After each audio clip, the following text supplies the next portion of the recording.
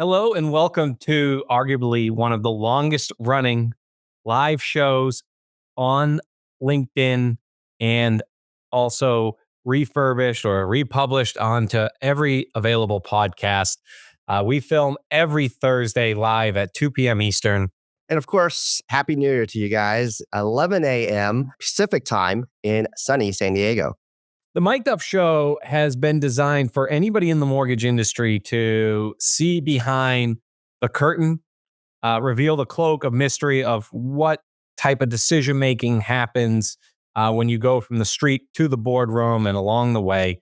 And we do that by finding guests from every part of the spectrum and ones that relate well with us and we think have a great message.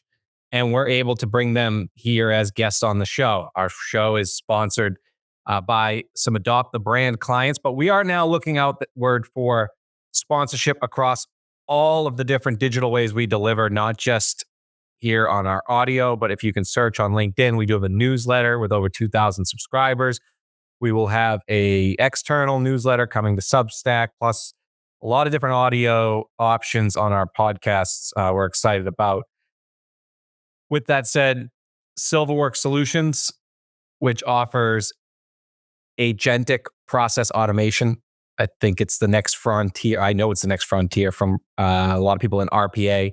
Yesterday's war is what the CTO founder of HubSpot, who's right about almost everything, said as one of his 2025 predictions. RPA is yesterday's news, which is important for our listeners because I think the mortgage industry is always far behind. We start to say, hey, yeah, we're getting ahead. We got some tech going here. It's finally coming together. And then I think just make different chess moves than some of these people that were just born with that natural talent. And that's why they're over there in companies like HubSpot creating things like that. So I think you're going to see a lot of investment in RPAs here in the new year. And that's going to be found 3 years from now that might have been wasted internal resources. With that said, and that's why you should consider a company like Silverworks Solutions, also Sapiens Decisioning. If you don't have decisioning models yet, you will in the future. I would highly suggest you look into it today. Most of your decisioning is done in your LOS, your point of sale, and your secondary does their decisioning in their PPE. It'd be better to own it and have it autonomous of the different niches of software you have to.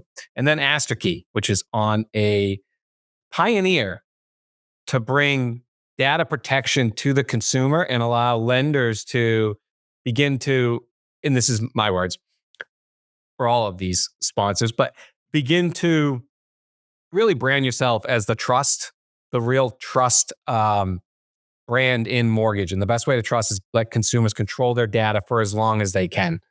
And he will continue with his patents to get further and further into the process. But every journey starts with one step. So with that said, Well, I got sick during the holiday and just getting over it right now. However, anytime you get together with your adult kids and you don't have and they're all single, so they're not married yet, so we don't have girlfriends and boyfriends over. So for us to gather around the fireplace and television and have actual intelligent conversation without killing each other over politics is actually a good thing. So we came out unscathed, and to kick it off on New Year's Day, we went to downtown Disney. So it was definitely a fun holiday time. That's a very special answer. And I'll give a little segue there. Before I do, we have a guest today who really speaks to who we speak to, which is the loan officers. And we wanted to make sure we didn't get too far away from them and be speaking from the mountaintops without actually having skin in the game, which is a great book. Stephen Moye, and I pronounce your last name correctly? Just absolutely. Yes. Is a top producer in the mortgage industry, which has, and we'll get into this, has gotten a lot of focus on what is a top producer. But I think that's always been where people's heads are at. The Scotsman's Guide, which Stephen is up there in every year, year after year. But there's been a real focus this past year, not on who the top producer is, but what the makeup is of not the top producer and what maybe is considered an operational cost at the expense of trying to just bring up your unit numbers for mortgage companies. Before we get into that, though, my segue would be I was talking with an entrepreneur in the mortgage space who is single. And I said, enjoy it. When I had easy mortgage apps, I was up till 2 a.m. I was flying everywhere, bootstrapping, grinding it. And now that I have a family, that obviously is harder to do. I saw this quote that you posted, Stephen. So we'll start with this by Cody Johnson. It says, if you get a chance, take it. Take it while you got a chance. It could mean anything is my point. I don't have the same chances I did then, but when you first read that, what made you repost that on LinkedIn the other day? It was a song lyric from a woman by the name Nikki Rhea, who, if you follow, uh, she has a podcast. If you follow her on LinkedIn, she's had quite a year, and she posted that, and I was very moved by her post. But I think it's important to seize opportunity, and but not to, but to be smart about things. We die when we it's important to still dream and kind of think about what the future can be like so you can mold it. Like when you talk about like technology, the space of technology is not where 6 months from now, but what's it going to look like when the whole environment has changed because of that tech. And that's a space that the industry is really wrestling with because of AI and security, cybersecurity. So many large companies have are ripe targets for cyber attacks, and even how we're able to market to clients because of possible legislation against trigger leads and things like that. It's important to dream in a way that the future will come to you and not happen to you. And on the music side, going out there, getting it, being unique, you've stood out on my LinkedIn. I mean, that was a big reason. Hey, get you up here as a guest. And I could never describe exactly what it is about any digital talent that attracts me to it, but it's certainly standing out, right? And so how long have you? Because I'll admit I haven't followed you since your origin story, but how long have you been doing the music? About 3 years. Um, I had always been I understood social media, but I also knew that for me to have an impact, that I needed to have something that was going to be unique to me. I wasn't always comfortable just, I thought that a lot of people that are on social media were really coached, or there was kind of a generic format. And I knew that for me, that wasn't going to work. And I have an identical twin brother who is a journalist, but no, he plays ukulele. But so like 15 years ago, he was doing goofy songs on the internet with ukulele stuff, and so I thought a statute of limitations had planned, so I kind of co-opted his idea and just started doing it, and it got a really good response. Particularly, what was interesting with New American Funding's metrics, it performed really well with Gen Z uh, clients, and that's kind of that's the chupacabra right now that the mortgage industry is chasing because the demographics is Gen Z stuff. And surprisingly, the goofy ukulele stuff performed pretty well. And it was also something that didn't take a lot of time for me to prepare. But I play guitar, but I'm like, guitar. But if you play the ukulele, if I played the guitar, I would get DMs, hey, why did you voice that chord that way? Or, I really would have played a Modian scale. That, like, literally there would be that. But if it's a ukulele, nobody cares. It allowed me to just do it. Yeah, and Mike, I don't want to pivot, take away from your questions, but just want to ask Stephen real quick. When you talk to me, I see it as more than just talking to a potential client. When I'm listening, you're giving advice, macro on mortgage advice. Do you do it on different channels? What has been your audience like as far as do you make different videos for different channels? And is your audience your peers in the mortgage industry, or is it like consumers in your zip code, like owning your zip code and getting great response when you go out and like see people in person? They say, "Oh, you're the one who does the songs." Well, a lot of the stuff, like I have a song that I've talked about, the Fed, that I do every quarter, called Happy Dot Plot Day, and it talks about, and so that tends to be more focused to people in the mortgage industry, because the a lot of consumers aren't necessarily following the minutia of what the Fed statement's going to be, or even know what the dot plot is. Other songs that I've done tend to be more consumer focused, in terms of like education or understanding. Like we did one on our 5-year rate protection plan, and that was that New American had, and that was geared towards the consumer. But because I have a large LinkedIn database, and a lot of them are people in the industry, but I do have a lot of people who are previous clients and stuff. I'm sure it reached that way. And then, um, the goofier stuff, TikTok or Instagram. TikTok's a little bit easier because they allow for a longer format. And sometimes with Instagram, it's really hard to do the setup and get the song. So Instagram is more of a challenge in terms of timing, because I really need, like 120 seconds, and Instagram has said 90, so yeah, that's how it works. Are those things that you can just edit though? I mean, you could play a 3-minute song and pick and choose where you want to start and begin.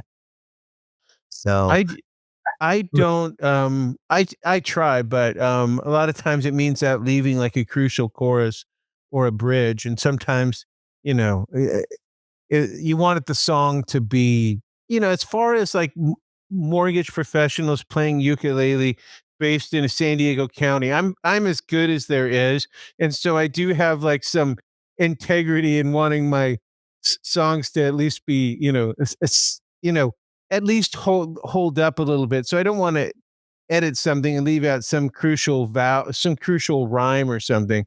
But yeah, I mean, going forward, timing has been more of a consideration. Plus, you kind of need to jump to the point, so that people will watch it longer, because I am competing against, like, hot Ukrainian women who sell crypto.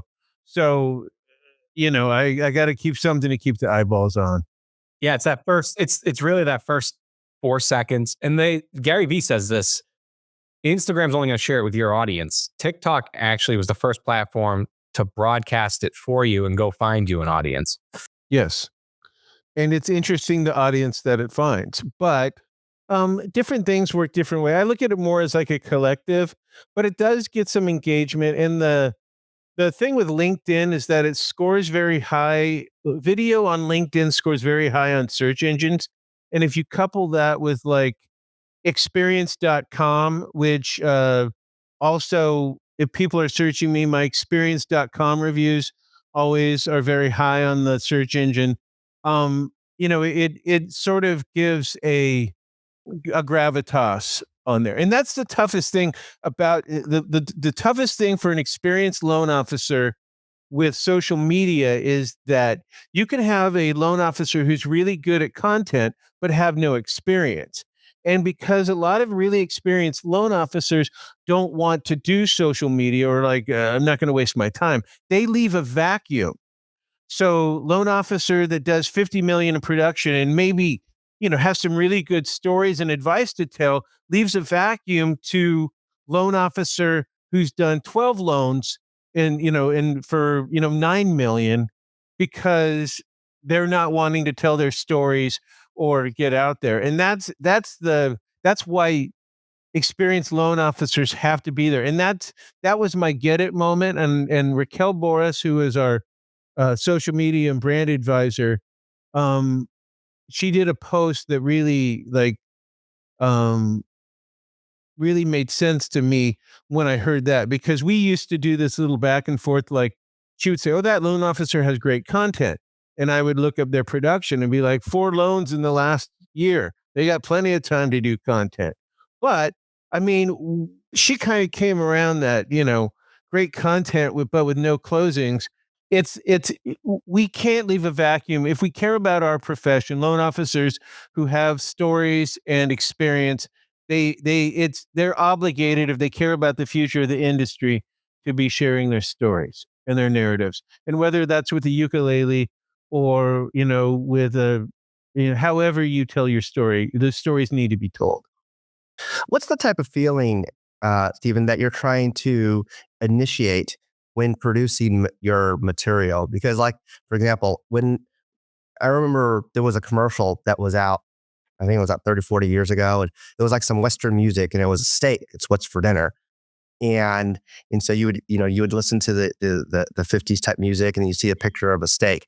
And social media has effectively changed the way that people want to be able to be brought in. And in order to get the phone call to ring, with whether it's your music or what it is, what is the feeling that is part of your brand that you're trying to initiate to make that phone ring? What's really important is I have like with the videos that we do, people will know I have a dry sense of humor and that I don't take myself too seriously, but I take the business very seriously. And that's the most important thing. And also that there's a lot of, there's a library, but that also that the content is current and consistent.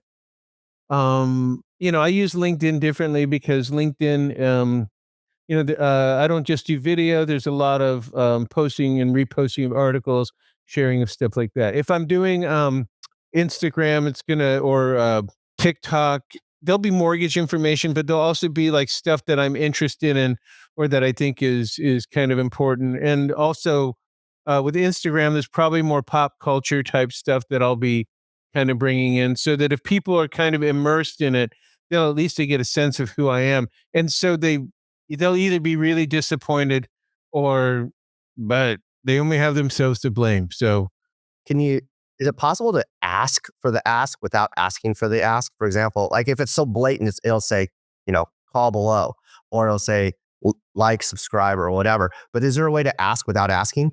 there's a couple songs where I've put the ask right in the lyrics. We just did a Christmas song that we posted, and the line was, I wish you tons of Christmas cheer, and when you need a loan, well, I'm here. And so you build that in there, but you have to. That's why you have to you have to use the old technology in order for the ask. Very few loans come because of social media. Like I've had it's been someone that's known me for a long time, and they saw that. But what you have to look at is that if someone gets a call from me or were referred and they look me up, there's plenty of um, confirmation that I have experience, that I'm well thought of, and a sense of my personality. But I'm not getting calls because of social media, and I don't expect, but it does being there does solidify that. And so a lot of my calls, so San Diego's a weird area because the inventory's all, very minimal. So I'm marketing throughout the entire state. So the challenge is that how do I compete with, Joe's Bait and Tackle? It's a true story. Like Joe's Bait and Tackle, Oil Change, and Mortgage Emporium. There's this place up in Amador County, and Joe was the guy. But Joe liked to go fishing and take long weekends off. And so because of the internet, some leads came through.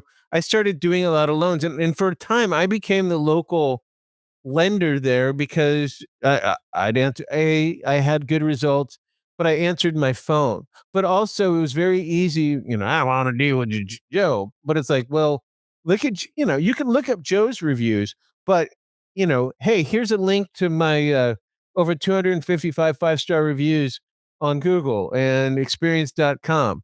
And here's my social media stuff if you kind of want to, do that.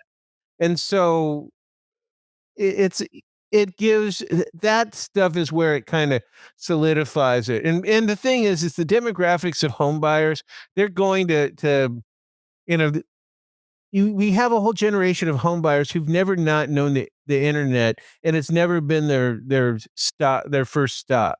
So in a lot of cases, I end up getting the lead before they even thought of a realtor.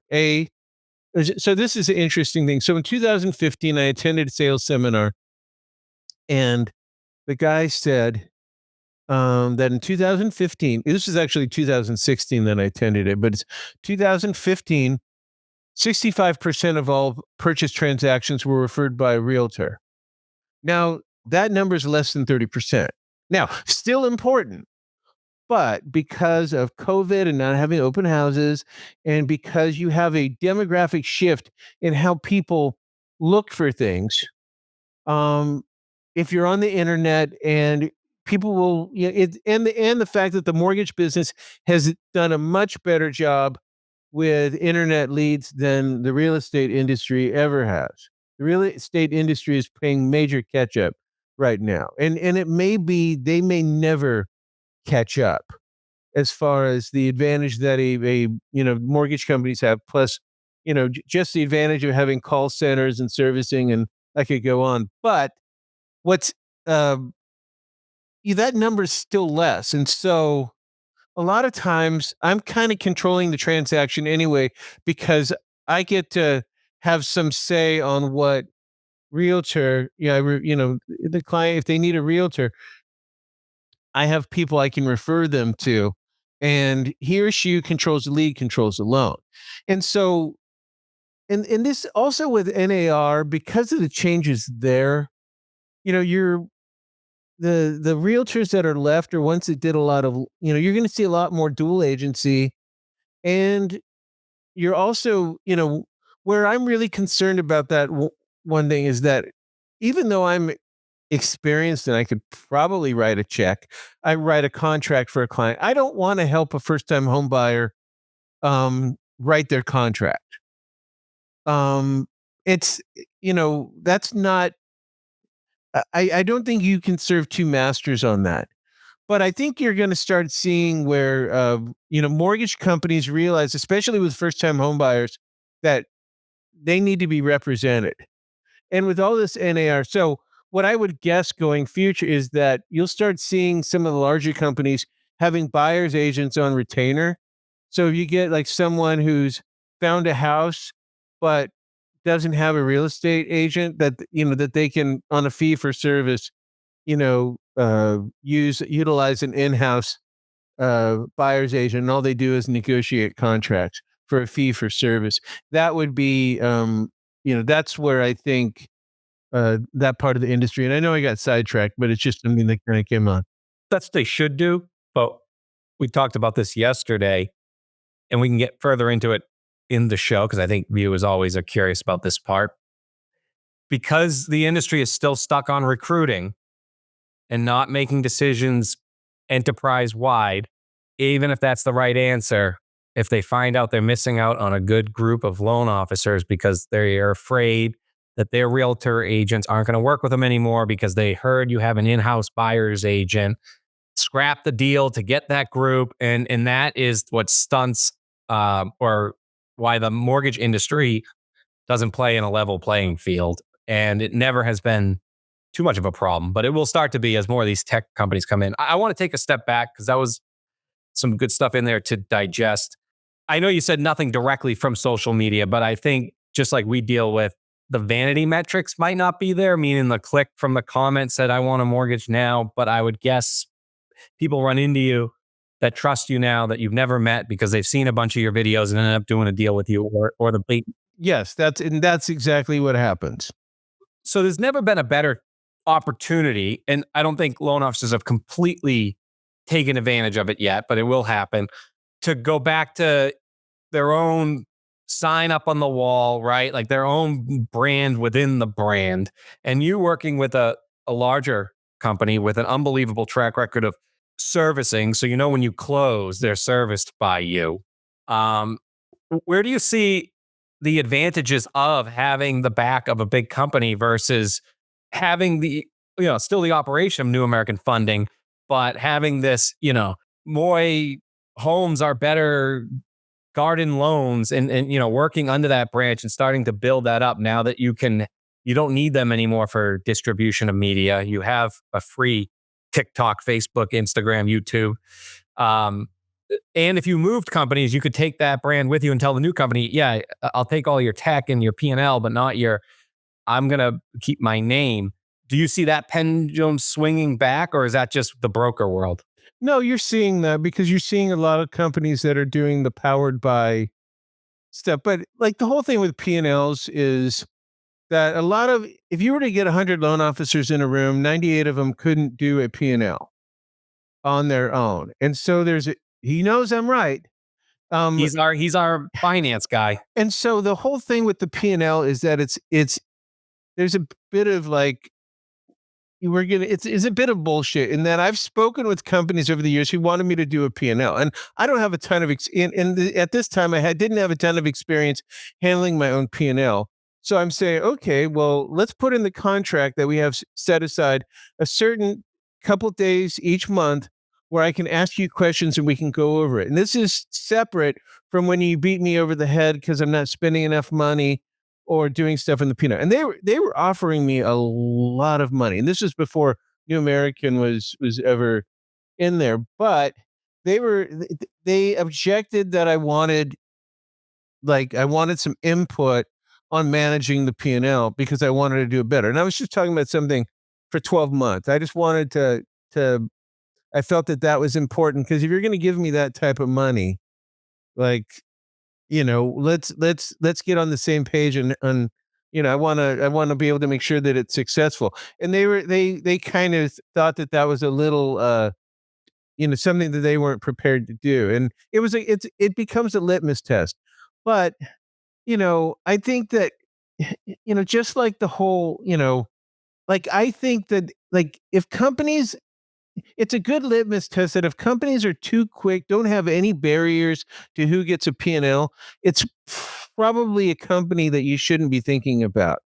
Now the whole powered by stuff, the one thing that I would say is servicing is becoming really important. Like there's a reason that Mr. Cooper bought all of Flagstar servicing is that over the, if we do get these long promised, rate drops, and remember from, June of 2022 to now, we've got a ton.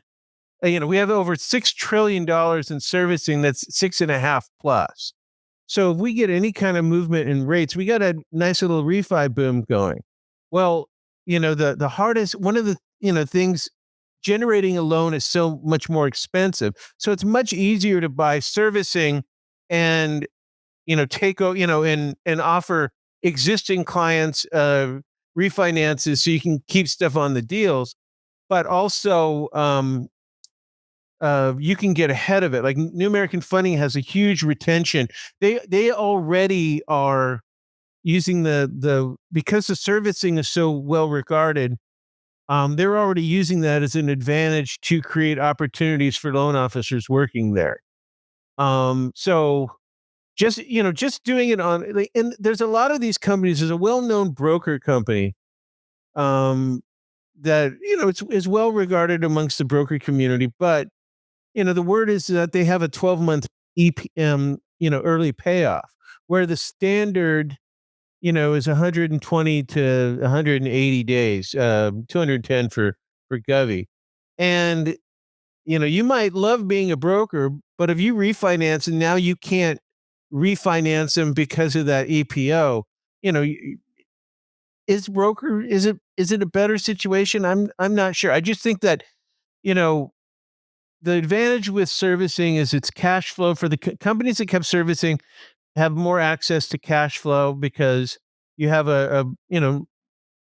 you have a lot of like 2 to 3% interest rate loans that are unlikely to pay off en masse.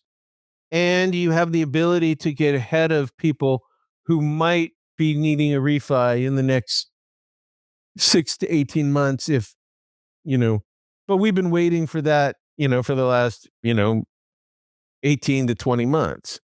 I think that there's two things I want to unpack here. The first one I'm going to touch is servicing. I think servicing has been when I first started in the business, service back solicitation is what we used to call it, right? Someone gets a payoff, and then you've been originating a loan, and then you wait till whatever 14 days until you're about to fund, or 7 days prior to the loan docs, and then because as soon as the escrow orders the payoff, then they're getting a phone call from whoever is servicing that mortgage loan. This is like what 25 years ago, whether it was an FDIC bank or XYZ mortgage company or whatever. And it was always the bane of a lot of originators' existence, because it's just like, I don't want to deal with all of a sudden, oh, well, they got this teaser rate, or they da da da da da da da. They're telling them something they might not be, they probably can't do. So, but really what it comes down to is your relationship as the originator to the actual client that you've originated. So do you really think that, and this is not a rhetorical question. This is a real question I'm asking you. Do you think that for the average originator, that they can actually overcome what the back solicitation or the telemarketing calls from the servicing companies, so that they can actually keep the originations and the refinances when it does come?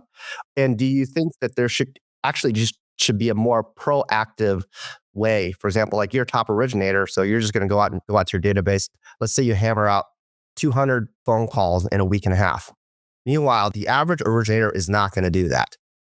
So what are you going to do to fight that? Are you just going to like hammer the phones and do that, or social media your way back into it? What are you going to do, Stephen, in order to combat the solicitation of the because we service so much of it, we already have a department. Like, I have a really huge database. Database is the biggest blind spot for most loan officers anyway. But I have a ton. So we did in 2024, I did 59 units. 25% of those loans had what we called an ancillary benefit. I keep track of this. It resulted in a realtor referral to a deal. It resulted in one of our NAF cash loans, or using one of our referral products, like if they do a solar or security system. It was a previous client. So 0.25% of my business had an ancillary benefit to myself or the company. Now, if we had had a refi boom, that would have been higher, because when it was in 2021, my ancillary, was about 35 to 40%. Volume was there. But New American Funding now is, their servicing department makes scheduled calls. Hey, we just want to check in on the servicing. And then they have a call that's reaching out to say, hey, by the way, is there anything you need to talk with Steve about? Yeah, that Steve's great. And so they're doing that. So those calls are going out, even if someone's like at 5.5%, where it doesn't make sense. But it may make sense. I got a couple like where people needed renovation loans, or they needed a home equity line of credit, or they wanted to buy another house. So companies, that's the advantage that servicing has. But yes, most loan officers don't keep track of their previous clients in a way that's tangible, because literally, you need to devote an hour a day minimum, basically. And most loan officers would rather spend an hour a day doing a Facebook Live at an open house where 4 people, one of the 4 being the dude's wife, seeing that. And it's not to say that social media isn't good, but really your money is in your database. And that's the biggest blind spot originators have. I send out a weekly newsletter. And in fact, any of what I do would be nothing if I wasn't being really intentional with my database. I have a weekly newsletter that goes out to my clients. I already have I have trigger points where I'm going to call them just to check in. Because it always, if you contact them when you don't need something from them, then they're more likely to take your call when you have something for them. Are they still picking up their cell phones these days, or do you find any? Is it more difficult? I know it's kind of a real granular question, but Everyone always wants to take my call. I mean, you know, like, yeah, they're just waiting on, bated breath. Yeah. because they know you, so you're in their phone, or at least it's not robo blocked, right? Yes. And loan officers should be putting closed clients into their phones and putting notes like while it's fresh. And it's less so now, but one of the things that the industry really sucks at is bringing new people into the business, and we tend to rely on retreads just because they have licensing. And some people think I can change them, but if you got in the business before Brexit and during the greatest refi boom of mankind, and you didn't think like, oh, maybe these people had a good experience with me, maybe I should save this information. If you didn't think about that, it's kind of like you you kind of cancel yourself out, because it's like that's just the basic thing. Because there's nothing worse than calling someone, oh, yeah, I forgot you did loans, and and I just refinanced 3 weeks ago. Like, I never want that to happen again if I can avoid it. What's the fastest growth you've seen of a beginner? Did they just have beginner's luck, or did you see somebody that got a lucky relationship? Like, is there a way you can grow overnight in this industry? Yes, I have seen it. There was a guy that I remember. He wasn't in the business. He was a friend of my nephew's, and he called me, and I knew right away from the talking to him that he was going to be good, and he was good pretty much right away. Um, he's kind of more of a stay at home dad, so he's kind of he's not doing as much, but like he could turn on. He was just very very good. Um, Initially, I think the problem with our industry is we don't, when I started out, like numbers weren't public. And so a company could invest in coaching people up because it would be pretty hard to find out how someone's production was and to get promoted out of something like that. But then when it becomes public, so now, Michael, you've invested in, Jimmy, and Jimmy's a kick-ass loan officer. And for some reason he gets it. But now you're having to deal with, oh, dude, you killed it. You did four loans in the last 2 months. You should P&L. You should go. They're ripping you off. You should be on a P&L and be your own boss. And I've seen that happen a million times. And the thing is that so what it does two things. A, the loan officer's stupid because you need a little bit of maturity in the business before you make that next step on whatever that is.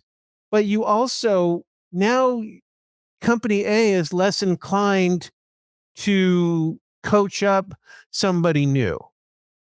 I remember during the pandemic, I had to go and pick up a shirt for my son at Nordstrom's, and I'm talking to the person, and Nordstrom salesperson are great, and she upsells me into like a $40 t-shirt, and I'm like Old Navy, do I got the coupon and stuff like it's but I mean, I'm thinking like, okay, she's got the Nordstrom's training.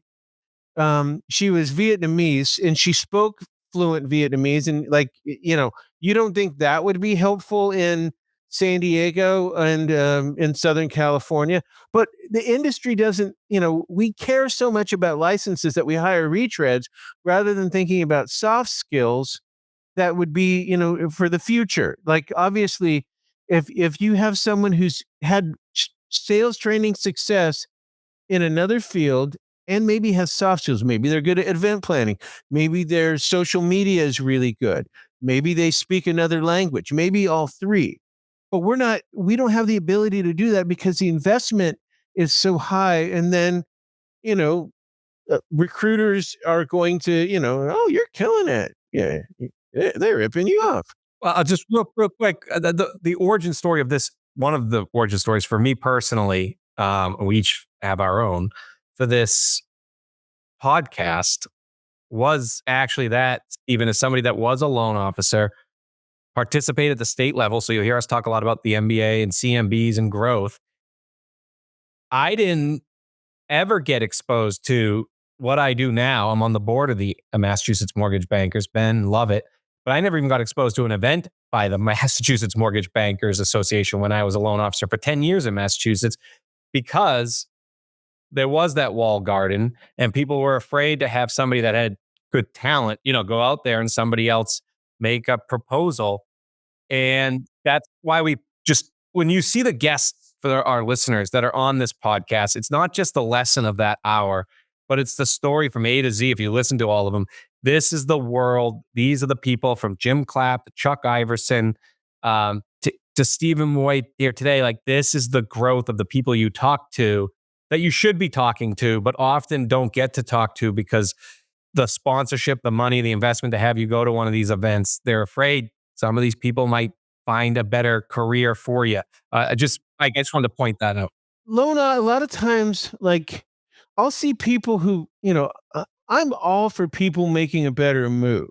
The guy that I told you that struck lightning, he found himself what he saw was a better opportunity. And we're still friends. And, I'd love to work with him again. Like, I'm not going to begrudge someone having a better opportunity. But there are also a lot of people who will, who basically, it's like the blind man trying to identify an elephant by just grabbing its tail. The thing is that, like, a lot of times, company might be offering you a lot of money because they're being set to sell, or they don't understand that the role that, servicing is going to affect your cash flow. Like, a lot of, you know, or just that maybe you're not ready to run a P&L on your own. Because a lot of times you can get plenty of sales training, but how are you going to handle human resource, or how to manage people? And sometimes a great player is not a great manager. Like, it's hard to have some self-awareness if you're, like, so I would tell, anyone starting out, you need to follow LinkedIn. You didn't have LinkedIn when you started to follow that. Now, if you spend enough time following the right people, you can at least get an idea on, you know, what the influencers, the people that are influencing the industry are saying, and how that's going. And not just rumor and conjecture, but certainly the battle between broker and banker, which hopefully I think they've done a good job realizing that we have some major common interests. And the trigger leads. And there's a lot of, you need to kind of understand. And the fact is that, like, it's cheaper. Companies are investing in AI, but the cost of loans hasn't come down yet. And that's having a big effect on where the industry is going to go. Um, in obviously technology is part of the piece, but the thing with technology is that, in certain markets, it doesn't make sense to have 6 loan officers doing 1 loan apiece. Technology can make someone who's doing 5 loans do 12 loans, and you're not paying that in the healthcare. Fewer desk costs, fewer utilities, fewer polo shirts with logos on them. All sorts of cost covering savings. When you're getting recruited, Stephen, I'm going to change topics, but it is related to all that you just talked about. Do you actually touch these topics when you're talking to either the recruiter, or if the recruiter gets you in front of a regional? I don't know if you've gone that far before, but It's been a while. Yeah, I'm sure. But still, I mean, these are all questions that, that retail recruiters or headhunters might be looking at. And I think that there was a point in time where even secondary marketing was getting involved. Like, I mean, there's these. Do you think that originators should get informed more so that they can prepare for the transition from broker to retail, or even vice versa? Because just because you're a good broker doesn't mean you're going to be a great retail originator. And just because you're a good retail originator does not mean you're going to be a broker. Right. More choices Self-awareness kinda makes a big difference there. Well, so the thing with recruiting, I'm very pro recruiter.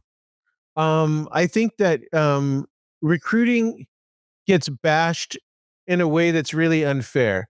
The fact is that in the world that I live in, I need people to be receptive when I call them when they're not being expected. So if someone calls me and we have time to talk, I certainly want to do that. And I also think that sometimes talking to people from other companies can tell you more about your situation. But also sometimes what people is so I had my son was 16 and we needed to buy some dress shoes at Macy's and I had a coupon and all of this stuff. And with Macy's, sometimes they just have the one shoe and they have to go to the back. And it was, the register broke and it was just a disaster.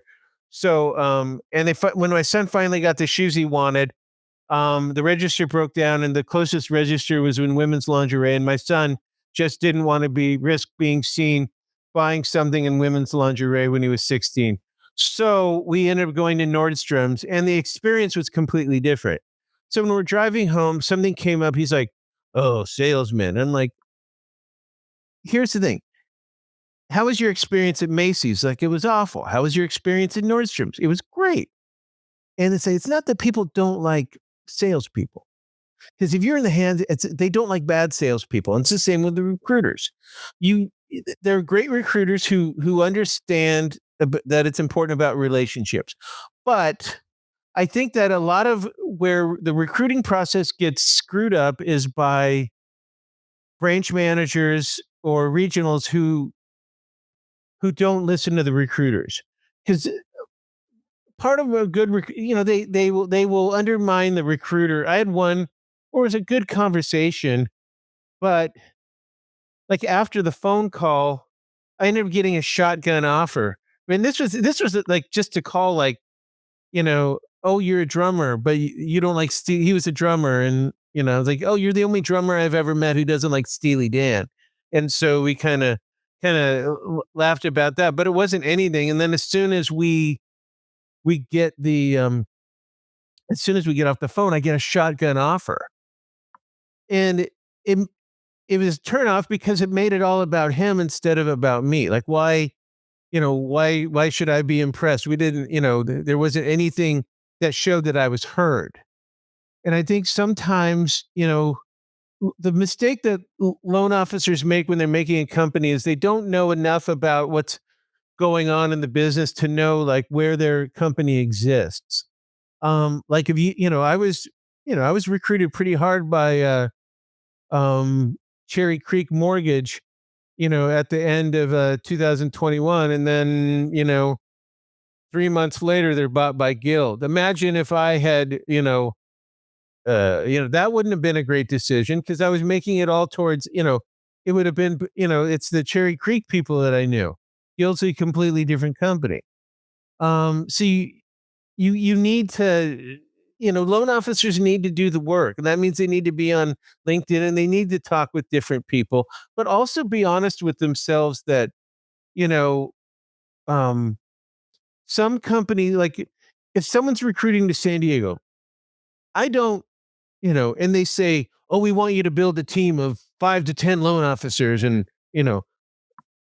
no, that won't work. Right now, 90% of the production is being done by the top 10% loan officers. So anybody that I would recruit very likely would be, sixth and seventh round draft picks. Like, I'm not going to be recruiting a $2 million producer, a $2 million a month producer, if I do some other place, because a $2 million producer has more options than working for me. So then it's a matter of, but also it's not necessarily cost effective. The desk cost of having six onesie twosie loan officers, and the whole fact is that if you're only doing one loan a month, that loan is going to have problems, because the only way you get good at doing loans is by doing a lot of loans, because you develop processes to be smooth. And so some companies, need to realize that your business model may not work in the areas that you want to be, and maybe you need to, you know, not be one size fits all. And companies are kind of are getting better about that. But I do think that I've met a lot of great recruiters, but sometimes, a lot of times, they're undermined by their area managers who think they know more. It's interesting to say that because there's a sense of gratitude that you have, Stephen, in mentioning that. When there's a lot of originators I've spoken to, and they say, "I'm sorry about X, Y, Z," and then the ones that bring it up another level, they don't say, "I'm sorry." They actually tend to say, "Thank you for doing that. I want to see what I can do." And the difference between saying I'm sorry and thank you is when you say I'm sorry, it becomes self-centered. Now I would say self-centered. Well, it is. It's self-serving. But saying thank you is more directed to the person you're speaking to, so that you can figure out how to help that person rather than saying I'm sorry, it's all about me. And so when being recruited, you're just saying, you know what? Thank you for bringing these points up, because I want to be able to figure out how I can be a better originator. Number one, how I can be a better servant to my community. Number two, and then number three, what am I going to do to help not just myself but the community that's surrounding my. And that also includes the industry. How do we leave the industry better? And because it's a weird time, we're gonna have to make do more with make do with fewer loan officers. The opportunity is a little bit different. And part of that, but a lot of these issues are cyclical and have been around since 2018, and only because we got a little bit of a Prague spring with interest rates. It's still far too cyclical. There's too much margin compression. Um, Technology has not helped our industry do it cheaper, but part of that is the technology that's available. Like we have technology available to make so that 30 to 35% of our loans could get a full approval and go to docs within about 2 hours, because you could pull up, job hit, you can pull up verifications of employment, you could verify assets, you could verify the appraisal. But companies don't want to invest in that because it's expensive, and the reps and warrants on the companies that are providing this don't protect the lender enough. And so, until they kind of get around that little issue, we can't keep the costs down. Plus, um, the we're still dealing with the fact that, like, you know, with what's going on with, like, the bond market, and the fact that mortgage spreads are at a higher width than normal, and that's something that, we can't make people buy bonds unless, you're doing quantitative easing, and I'm not sure I'm not sure we wanted to do that anymore. I think people keep saying tech's going to bring down the cost. The mortgage industry has two major problems I see right now. One is the adoption. And when you're only using 30% of a technology that you pay for, you're going to not be able to get the lift that, from an ideology perspective, it's just not going to be what's supposed to be. Two is way too many lenders build in-house, and it really only benefits you, I believe, truly, to build in-house right now in this world with AI and supercomputer coming along the way, if you plan on going public. So we know the companies that And have gone going public. public does not help, because the mortgage industry, it's first into recession, it's first out. It's basically moves counter to the business cycle in most cases. Now, I think that would be different if you hadn't had basically underbilled for the last 30 to 35 years. And if we had some type of infrastructure bank, so that builders had an incentive, longer term incentive, to be able to finance, lower middle class housing, and also, build in more, 3D printing to build houses faster. But the absolutely, the industry is so like counter business cycle that it makes it really difficult to be public, because you're getting money when you don't want it and you're paying money when you don't want to. Yeah. And so to get back to the basics before Mike takes us home, what I have been telling the lenders I work with here coming around the turn, I've been combining the Jeff Bezos axiom with Unconditional Hospitality, which I read, which is an unbelievable book. Shout out to Alcova for actually doing a workshop on it. But now that I've read it, I would recommend it to everybody as the first read you should read going into 2025 in the mortgage industry. Jeff Bezos' axiom is work on everything that makes the beer taste better and outsource everything else. 70% of companies have muck, he calls it, which are routine tasks that don't touch the custom, that don't make the beer taste better. And so really look inward as a mortgage company and say, what makes our mortgages taste better? And even though we're obsessed with trying to make manufacturing more efficient, that's part of the 70% Bezos would just outsource. And we need to work on every single part of that customer experience, which if you go with unconditional hospitality, how can you be different? I think in the future, it's starting to be different up front in those data aggregation tools. How can you, the industry is very lazy about showing a Argyle, a Truve, an account check, and putting it on the consumer to fill out in a uniform way. I think you got to get outside the box. You have to find ways to maybe send them some instructions wrapped in a big gift, be in unconditional hospitality. See, what I think is if you outsource and save enough money, they had at their restaurant Dreamweavers, which were like arts and crafts, world-class artists that the waiter, or they would call them captains, in the middle of the meal would hear a story, something personal to the table, and they would either paint or build a basket or something, or come up with something just so unique, because that's how their brain works. And they were able to bring it to every single table during that. And it was a high class meal, but I think loan officers could save enough money to have one or two Dreamweavers on staff and really start standing out and delivering to customers things that even, my brain can't comprehend, that would just absolutely stick, absolutely special. Even one of my clients, Silverworks Solutions, sent me a beautiful basket for Christmas. Sorry, they should send a $50 Uber Eats card once you've fully completed an application and uploaded the paperwork. Just as a thank you for spending 30 minutes doing the application and providing the paperwork. But a lot of times, I mean, I get it. Yes, there's a lot of stuff we're not.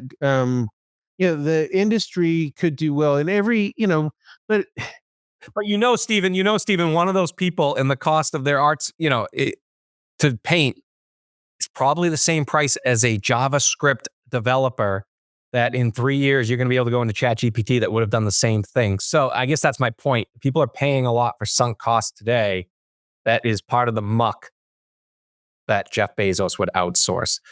With that said, Mike, do you want to just, not so much in a recap, but take us home? Maybe a final question for Stephen. Stephen, we appreciate you coming on the show here. Thank you so much. We'd love to get a final thought from you, but before we do that, we'll have Mike provoke your mind with his final thoughts. Thanks, Stephen, for coming up onto the show. A lot of times when you hear interviews with other top mortgage originators, it's about how many phone calls, how many realtors, how many emails, how many text messages, or the numbers that you're going to be able to hear in order for the actionable thing that needs to happen to be a top originator. However, today, very interesting podcast today is we didn't dive deep into what are the things that you're going to be doing in order to, how many phone calls you're going to make in order to be a top originator. It was about proud to be a servant of the industry and the branding in itself behind it. And I found this particular episode to be insightful, interesting, engaging, a lot of the things that are not self-serving. And the characteristic that I find today about interviewing Stephen Moye, it was not about him, which totally actually caught me off guard. It was really about the servant attitude about serving the industry in itself.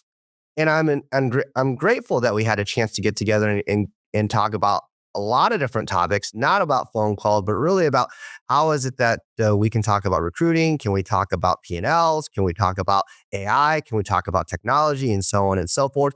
And what does it take in order to not just be the things that you're doing, but in the state of just being in servant to the industry itself? Stephen, thanks for being on the show today. I know that we definitely appreciate it. And if there's anything that you want to say coming off to this, we're gonna have our mic'd up show in a minute. But I'm grateful that you had the willingness to come onto our show and really go deeper into how you can be a better servant as a top originator. Thank you so much. It's been my pleasure. I hope you all have a happy new year. For sure.